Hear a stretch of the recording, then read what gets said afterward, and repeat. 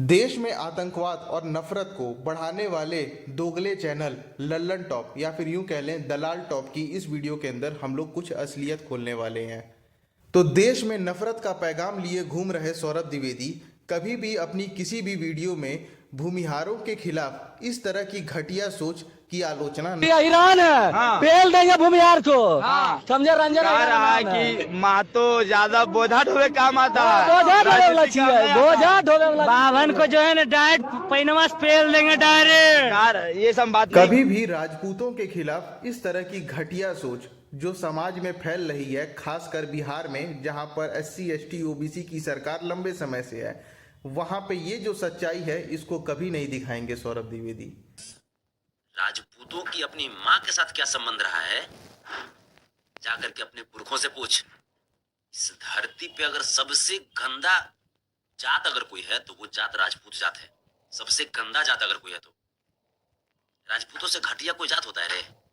हैं? भाड़े के पत्रकार सौरभ द्विवेदी काल्पनिक बातों को प्रमोट करेंगे और तो और जनरल कैटेगरी से अगर कोई आता है तो उसे अपराधी बनाने में लगे रहेंगे। अभी हाल ही में जैसे मध्य प्रदेश के अंदर ब्राह्मण और कुशवाहा समाज के बीच में कुछ होता है, इस चीज को ये बढ़ा चढ़ा कर दिखाएंगे, लेकिन उसी मध्य प्रदेश के अंदर यादव, कुर्मी, पटेल दलितों को घोड़ी नहीं चढ़ने देते हैं। ये चीज कभी भी लल्लन टॉप नहीं चलाएगा। इस चीज को छुपाएगा, दबाएगा लल्लन टॉप, और इसमें भी खोजेगा कि किस तरीके से सवर्ण एंगल को निकाला जाए। तो अब बात कर लें उस घटना के बारे में। तो सबसे पहले कुशवाहा समाज का लड़का एक ब्राह्मण समाज के लड़के को अपमान करने के लिए जूते चप्पलों की माला उसके एक फ़ोटो एडिट करता है, उसमें पहनाता है, सब जगह शेयर करता है, दिखाता है कि देखो हम ये सब कर रहे हैं, तुमको अपमानित करने के लिए कर रहे हैं। फिर उसके बाद से बैठक होती है और उस लड़के से माफ़ी मंगवाई जाती है। माफ़ी मंगवाई जाती है, कहा जाता है कि पैर धो करके पानी पियो, जिसकी निंदा मैं भी कर रहा हूँ कि पानी पीने के लिए नहीं कहना चाहिए।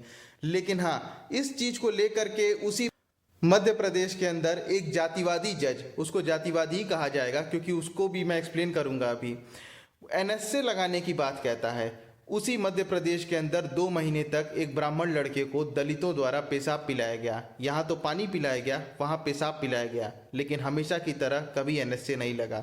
अगर छोटी सी भी गलती में अगर कहीं कोई ब्राह्मण, ठाकुर या फिर सवर्ण का कोई भी मेंबर दिख जाता है कहीं पर भी, तो तुरंत उसके ऊपर NSA जैसी कार्रवाई होती है, या फिर SC ST एक्ट तो है ही अपना, लगा के फंसा दिया जाता है। लेकिन वहीं इतनी सारी गलतियों में ये लोग पकड़े जाते हैं, इतना सब कुछ अपराध करते हैं, इतने गंदे हरकत का अपराध करते हैं, लेकिन कभी भी NSA या फिर कोई कार्रवाई नहीं होती है। अब यहाँ पर यह भी सवाल उठता है कि क्या सवर्णों के लिए भी भारत में कोई संविधान है, कोई समानता है?